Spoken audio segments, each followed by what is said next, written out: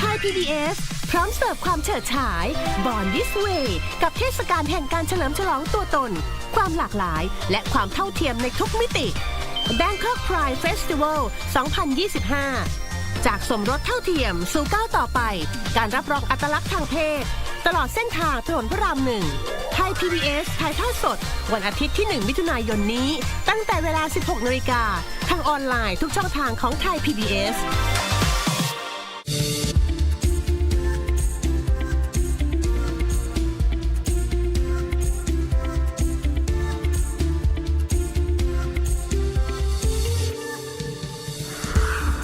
Tonight on the program, the ASEAN Summit in Malaysia and the significance of the cooperation between ASEAN, the GCC and China amid global challenges. Then we find out why we need more women in diplomatic roles. And we take you to a snake farm where it's more than just for fun and education. สวัสดีค่ะ I'm Nad Bunag and welcome to This Week with Thai PBS World. The 46th ASEAN Summit in Malaysia has concluded this week. One of the significant moments was the trilateral meeting between ASEAN, China, and the Gulf Cooperation Council. This marks a significant moment in regional cooperation amid economic uncertainties and trade tariffs. The ASEAN way, right hand over the left. The reciprocal trade tariffs, which are to be imposed by U.S. President Donald Trump, were one of the top concerns discussed during this ASEAN summit in Kuala Lumpur. And leaders have highlighted the necessity for a stronger economic alliance, one such being the alliance between ASEAN and the Gulf Cooperation Council, or the GCC, and China. While ASEAN comprises 10 Southeast Asian nations, including Thailand, the Gulf Cooperation Council comprises 6 nations in the Middle East, namely Bahrain, Kuwait, Oman, Qatar, Saudi Arabia, and the United Arab Emirates. According to a tripartite joint statement, they agreed to foster collaboration that promotes economic prosperity, resilience, and sustainable development. In a snapshot of the economies, the ASEAN population has about 660 million people, while the population in the GCC countries is about 59 million people, and China has a large population of 1.4 billion. The three parties collectively represent a combined GDP of about 24 trillion US dollars, with a total population of at least 2 billion people.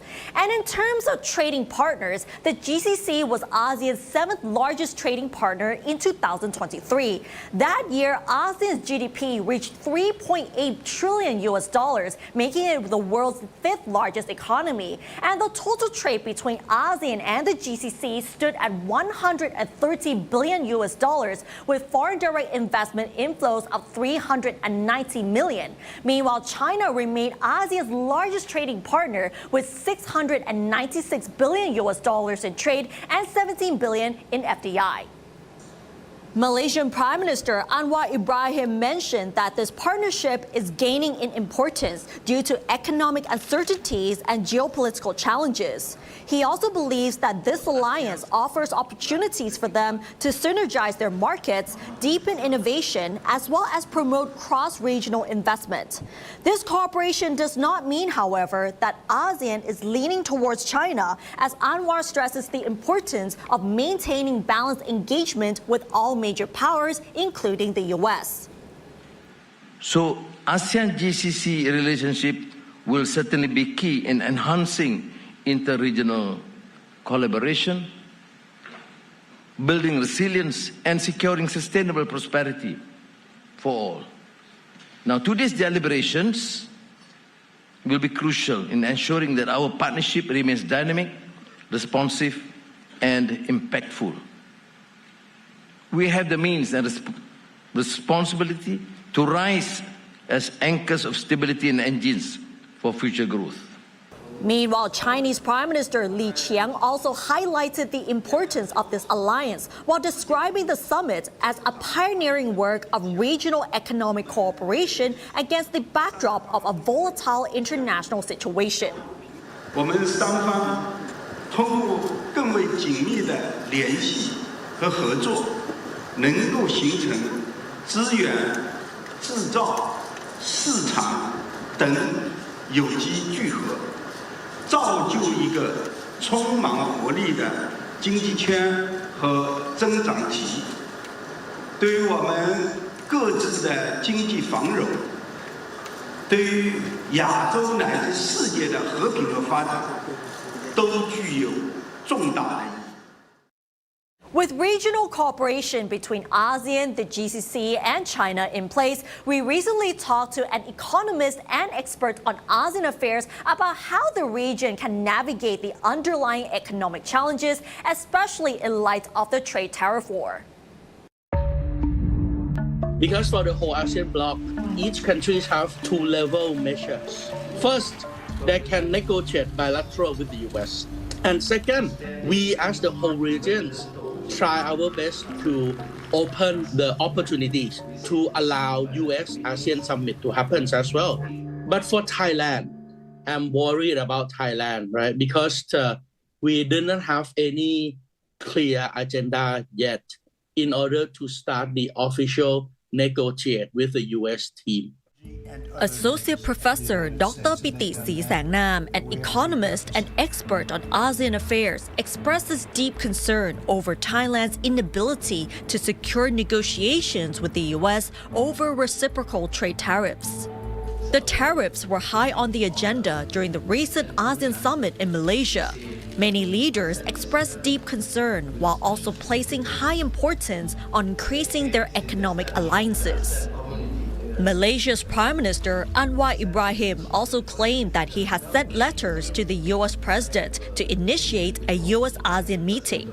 While other countries such as Cambodia, Vietnam, and Indonesia have already begun their negotiations with the US, Dr. Piti feels that Thailand still has no clear agenda to secure the trade talks.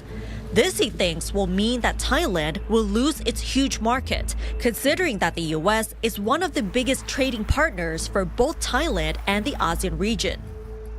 The best time of the year to sell product in the US is the second half of the year. Start from July, August, where it's summer in the US, right?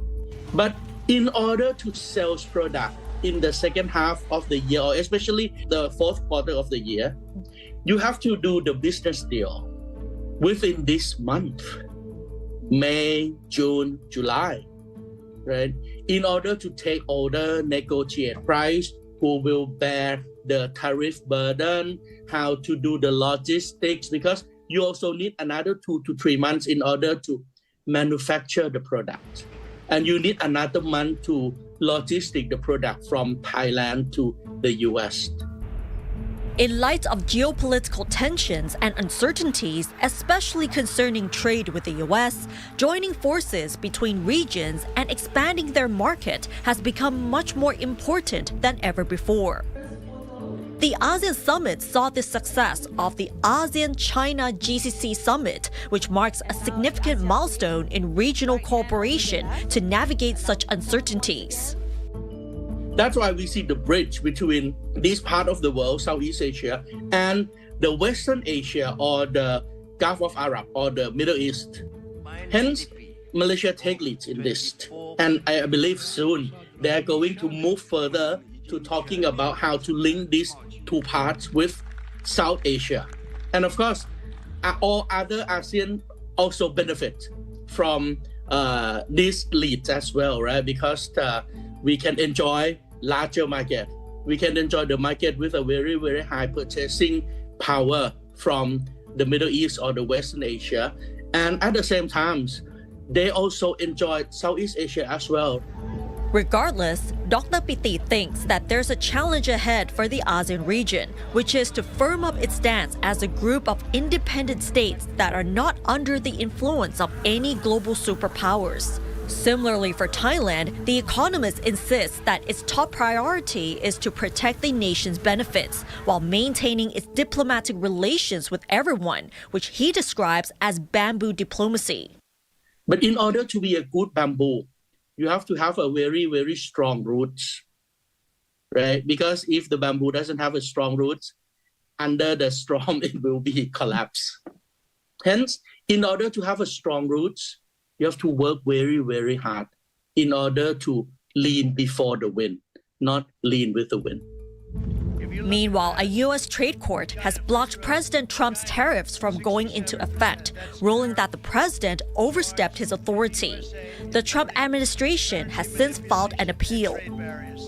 Nad Bunag reporting for Thai PBS World. And now let's turn to this issue. Thailand is bidding to host a Formula One street race in 2028, following Prime Minister Paetongtarn Shinawat's visit to Monaco Grand Prix last weekend. Hosting an F1 race aims not only to boost Thailand's tourism and the economy, but also to advance the country's motorsport industry. Warisara Sahan has more details.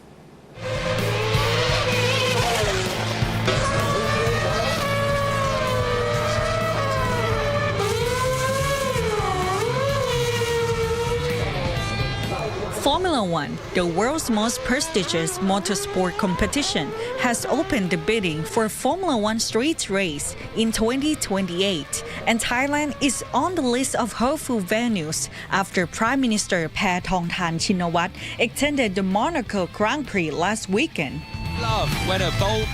Although there is a Thai-British racing driver, Alexander Alban Angsuksing, who competes under the Thai flag in Formula One races, Thailand has never hosted a Formula One event. Apart from boosting the economy and tourism, hosting such a race could have a positive impact on the motorsport industry, inspiring more future racers and advanced mechanical engineers and technology.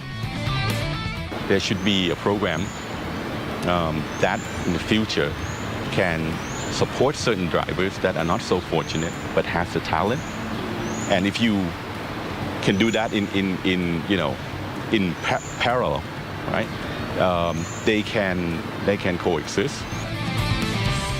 Anothai Iemlamnao, an executive committee member of the Grand Prix company, which organizes the major events, explained that F1 has been in the mainstream thanks to the various high-profile sponsors. Formula One มันไม่ใช่แค่เฉพาะคนในกลุ่มของมอเตอร์สปอร์ตอย่างเดียวละมันจะกลายเป็นอีกหนึ่งไลฟ์สไตล์ของคนทั่วไปด้วยเพราะทุกคนสามารถเข้าถึงได้ง่ายขึ้น Some may question whether hosting a Formula One race is worth the huge investment required of the host country.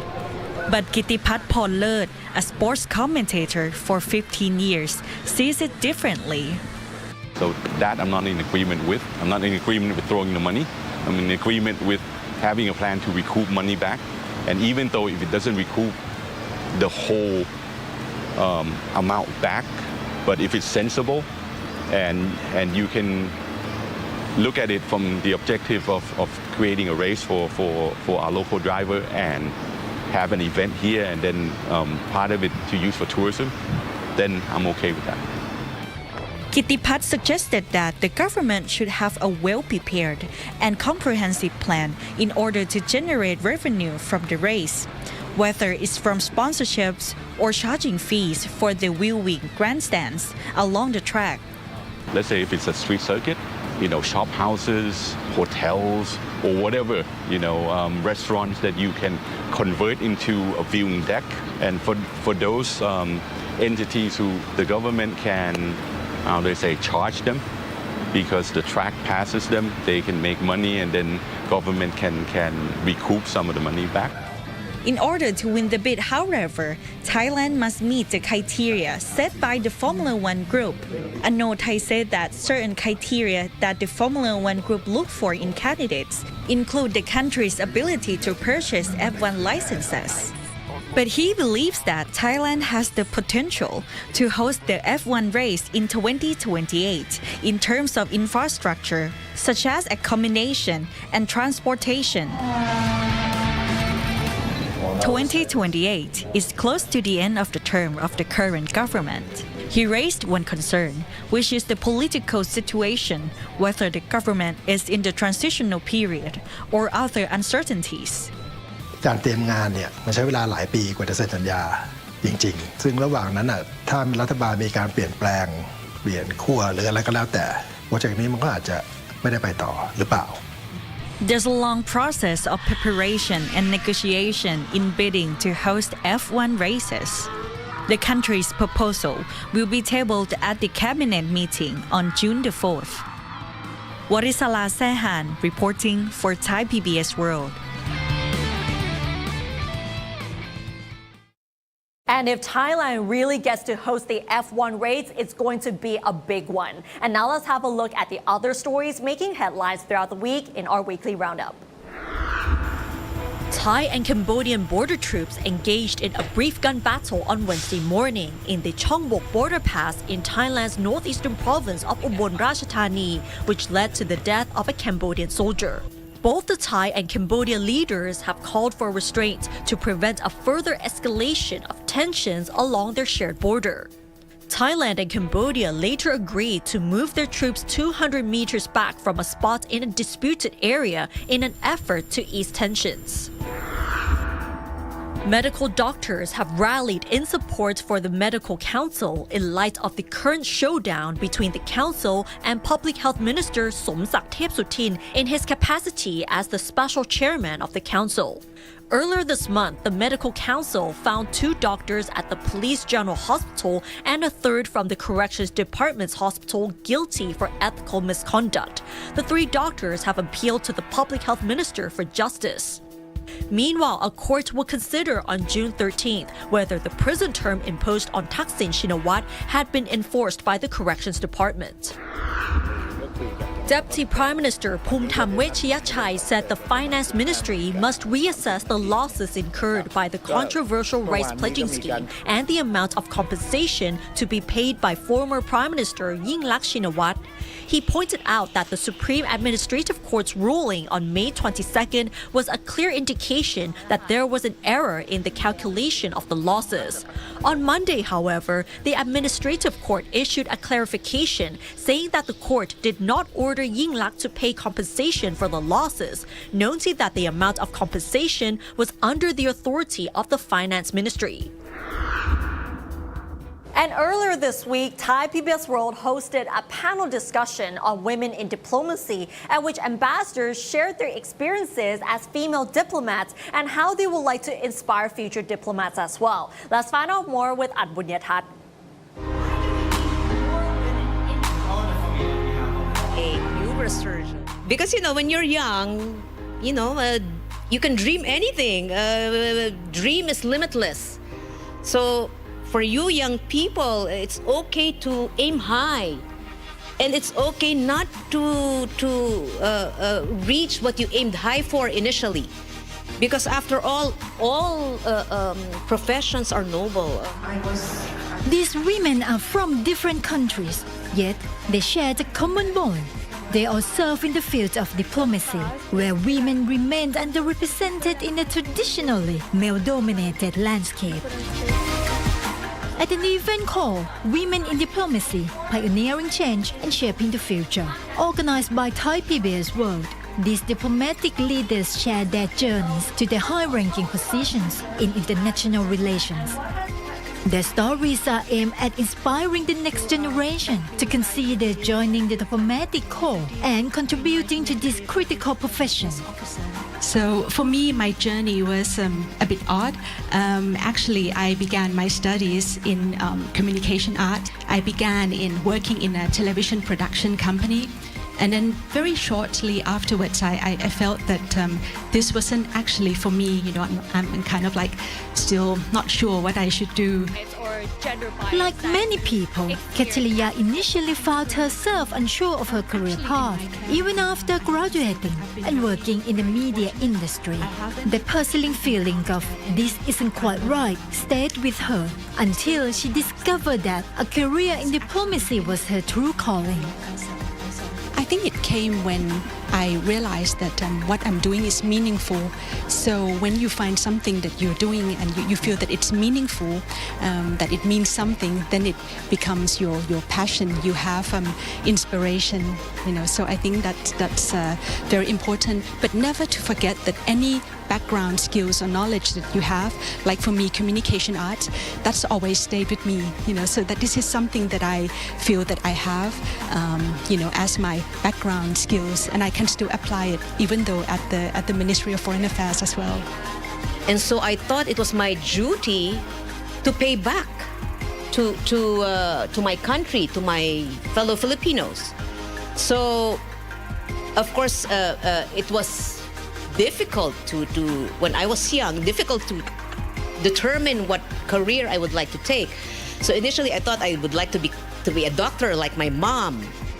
Although none of them envisioned a diplomatic career in their early childhood, these women now serve their countries with pride.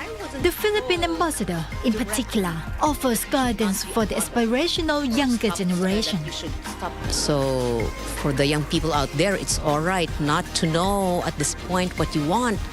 Because, you know, sometimes as you go along in life, that's the only time you will realize what opportunities are out there for you, and what abilities you have that can match those opportunities that are out there for you.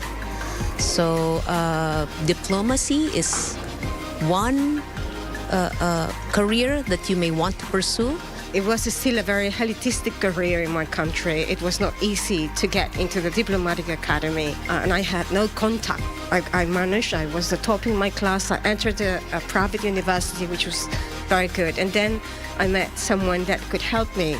And I became a diplomat in, you know, I can't believe it. It's 39 years already.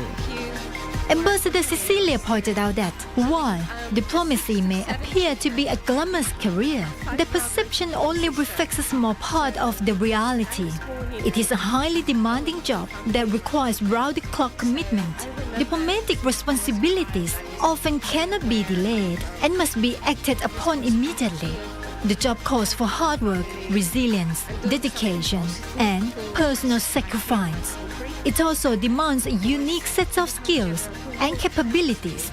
Most importantly, in her view, anyone entering this profession must have one essential inner quality: a love for their country. I think the commitment to public service, I would say, is probably the most important, because you are a representative of your country when you are abroad, isn't it? Or if you are a consul, you are in charge of protecting and defending and helping your countrymen in the country you are posted to. So I would say the sense of the vocation and the love for your country, of representing its culture, its legacy, or history, the best way, I think that would be a key element in the diplomatic service. Currently, Thailand hosts 79 ambassadors, only 16 of which are women.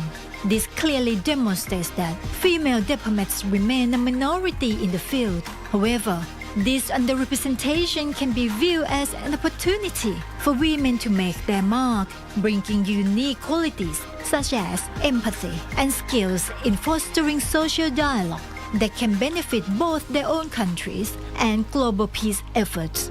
The event, Women in Diplomacy, Pioneering Change and Shaping the Future, was held earlier this week at Thai PBS. Now let's visit a snake farm, which is more than just a zoo. Its main purpose is scientific research. That research also means the farm has welcomed donations of snakes for years. The snake farm has, however, recently announced that they can no longer accept any more large snakes. Let's find out why with Giripat Sukhjit.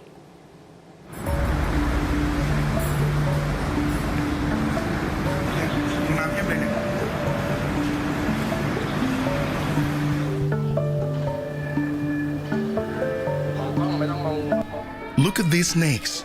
They belong to the snake farm at the Queen Sawapa Memorial Institute in Thailand. But in fact, this is not just a snake farm. Founded in 1923, the institute began as a research center for antivenom production. As part of its mission, the institute has always welcomed donations of snakes from the public. It has become a global hub for snake research and public education, drawing visitors who are eager to learn about the medical and ecological value of snakes. This gentle giant python is one of the most commonly donated snakes here at the Queen Sawapa Memorial Institute.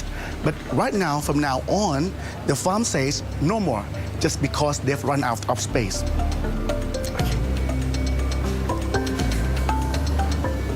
The announcement was made earlier this month via its official Facebook page, as the farm says it simply can't keep up with the growing number of donations. So start with the QSMI, the Queen Sawapha Memorial Institute. Ourselves have limited space. So, and the python is the big snakes. So we need what you call this, a big cages and enough manpower to take care of them. And in the previous time, our statistics show that we receive about 30 to 50 python per month. So that means it's too much for us. And not only us, but also many zoos in Bangkok. So what should people do if they find a python or a boa and they want to donate it? Well, the expert says it's best to contact the Department of National Parks, Wildlife and Plant Conservation. We mainly aim for the venomous snakes. Then we choosing the adult one in the good health and the parent stock, and we breed them. So that is the old concept. But nowadays, even WHO, the World Health Organization himself, they always try to encourage a snake farm for anti-venom productions so we can breed the snake ourselves. The point is held on conservation to not move the snake from the nature into the production line, something like that. So we need a sustainable and reliable venom supply. So now we have a per stock of many species of venomous snakes in Thailand. So we can breed them here. So but we still receive the donation of venomous snakes from the public, at least help the people that find the snakes. While the public often sees the institute as a snake zoo, that wasn't the main purpose. Public access and education actually came later. Regardless, the farm continues to welcome a steady number of visitors each year. Without much promotion, the site gained in popularity, with many calling it a unique and educational experience. Despite many people being afraid of snakes, the expert explains that by nature, snakes are not usually aggressive, just defensive. So the way they bite is to protect itself. If you not touch it, if you not try to catch it, not try to kill it, it's not attack you. It's mostly by accident, but it depends on the action of each individual one. Someone then, when they defend itself, it look mad. It look offensive. Yeah, but in fact, it's just defense. If you just walk away, that's fine. That's all. But to be safe, it's best to just keep your distance from them. For tourists, science lovers, or just the curious, visitors can come to watch the venom extraction process and snake catching demonstrations held regularly in Thai and English to show how science handles snake venom.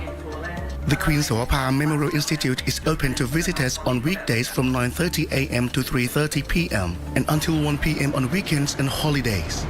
Venom extraction demonstrations start at 11 a.m. with snake catching demos at 2 p.m. on weekdays. Kittipat Chun Sukjit, reporting for Thai PBS World.